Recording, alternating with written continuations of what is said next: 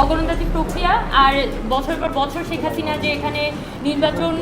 বন্ধ করে রেখেছিল বা এক ধরনের একটা ডামি ইলেকশন তৈরি করেছিল তার কারণ। তো আমরাও চাই যে সম্পূর্ণ যত নির্বাচন প্রক্রিয়াগুলো থাকবে অভ্যুত্থান পরবর্তী সময়ে সেগুলো সব কিছুই যাতে স্বচ্ছ থাকুক এবং একটা সুষ্ঠু এবং নিরপেক্ষ নির্বাচনই যাতে আমরা দেখতে পারি। প্রায় 400-450-500-র মতো প্রার্থী বিভিন্ন হলে হলে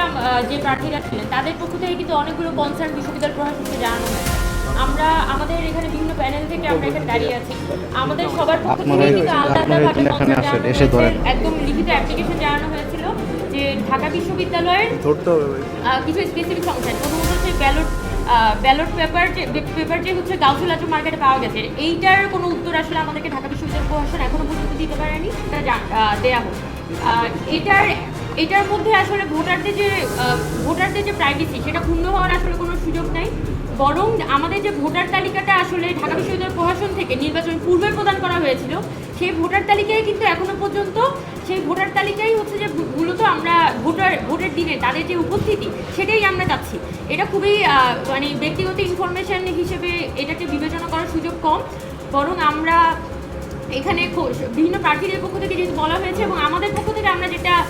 বারবার করে এখানে বলছি যে আমাদের যে ফিল্ড অ্যানালাইসিস, সেই ফিল্ড অ্যানালাইসিসে অনেকগুলো হলের ব্যাপারে আমাদের মধ্যে কনসার্ন তৈরি হয়েছে যে হলগুলো যেমন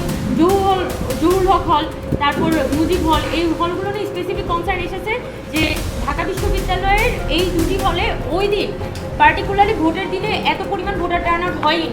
কিন্তু সেই জায়গা থেকে যখন বিশ্ববিদ্যালয় প্রশাসন বলছে যে প্রায় 87%-88% কাস্টিং হচ্ছে, তখন আমরা বলেছি যে আমাদের জায়গা থেকে নর্মালি বলেছি ঠিক আছে আপনারা আপনাদের উপস্থিত তালিকাটা দেন, তাহলে এখানে সবার জন্য বিষয়টা ক্লিয়ার হয়ে গেল। তো এই সুস্থ স্বাভাবিক প্রক্রিয়াটা আমরা যে দেখতে পাচ্ছি যে আমাদের ঢাকা বিশ্ববিদ্যালয় প্রশাসনের আজকে ভিসি স্যার ছিলেন, ভিতর প্রফেসর স্যার ছিলেন, এই দুইজনের